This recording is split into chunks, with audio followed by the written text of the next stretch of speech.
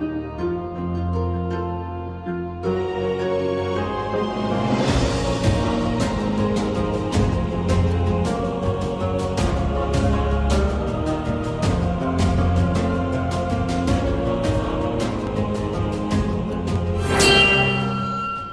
morning, Knights, and welcome back to the Westmount Highlights. It's the week of May 2, 2022. Last Thursday, our Sec 2s got their day in the sun with their long overdue activity day. The students were treated to an assortment of team and individual challenges, plus a pizza lunch in their homerooms. Many thanks to the prefects and prefect advisors, Karen Allen and Mr. Thomason, plus Mr. Sifoni for making this activity possible for our students. Grads who want to attend prom in 2022 are reminded that their payment of $60 is due on Friday, May 6th. That's this Friday. You can pay Miss Saipas in room 203, cash only, or in the main office. Anyone who wants to bring a guest must give their name to Miss Saipas, and guests must pay $120. And speaking of prom, the grads of 2022 are having a craft fair in the lobby during senior and junior lunches from Wednesday, May 4th to Friday, May 6th. Bring your money and buy one of the handmade crafts our grads have made as they fundraise for their prom. Looking forward to seeing what is on sale. As usual, don't forget to check out the Daily Bulletin with more information on extracurricular activities, tryouts, and general announcements. You can review all bulletins on the school website. Now, here's Miss Samantha with this week's Health and Wellness Check-In. Hello, Westmount High. So we're back with this month of managing stress. It's the month of May. We're all feeling stressed right now. Staff, teachers, students, all of us. So stress is the physical or mental response to an external cause, such as homework, having an illness, and a stressor is often a one-time or short-time occurrence. This is from the National Institute of Mental Health, and then they describe anxiety as your body's reaction to stress, and it can occur even if there's no current threat. So a little bit more about the difference between stress and anxiety. So generally, stress is a response to external causes. So a big test, an argument with a friend.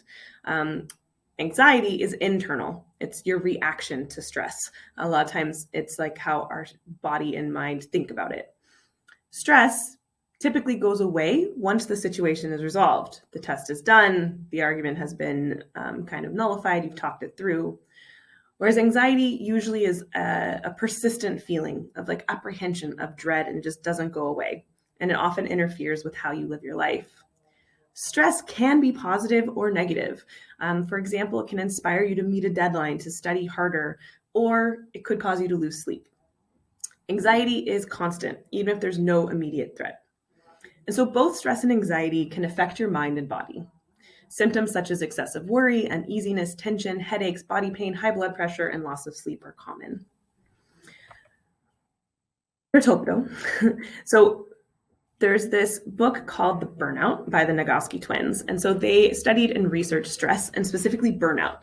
And burnout is when stress and anxiety is kind of this constant. And so we just burn out. It's too much. We get overwhelmed. And so what they learned is that stress isn't necessarily the problem. It's how we deal with stress, not what causes it, because there's always going to be stressors in our life.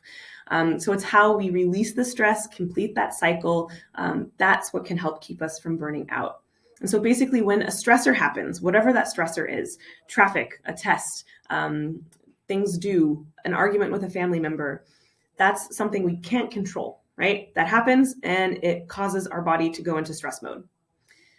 And so what we've learned is that that stressor might go away. So think about traffic. You're stressed the whole time you're in traffic. Finally, it's done. But you get home and you're still stressed. It's because we need to cycle it through our body. The external stressor goes away, but we need to figure out ways in which to release that stress. And so what they've done is there's 6 evidence-based strategies that complete the stress cycle in our body. Physical activity, running, jumping, dancing, even like punching a pillow really hard, just getting that physical exertion out. Creativity, writing, drawing, illustrating, singing, using that creative aspect of our mind, laughter, like watching a funny video, laughing with friends, crying releases the stress hormones. They've even done studies. Our tears often have the stress hormones in it, so it does release that. That's why sometimes you do feel better after a big cry.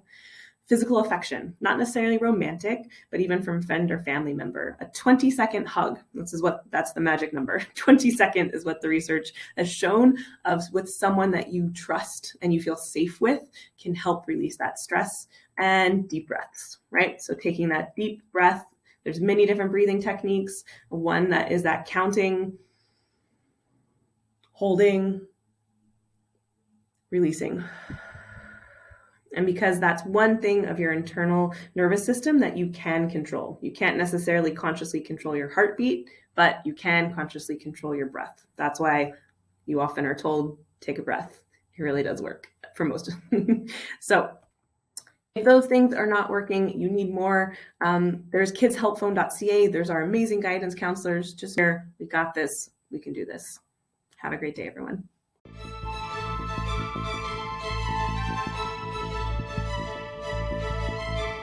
Remember in 2018 when that soccer team from Thailand was trapped in the cave for nearly 20 days? Well, turns out it makes a very well-structured heist movie.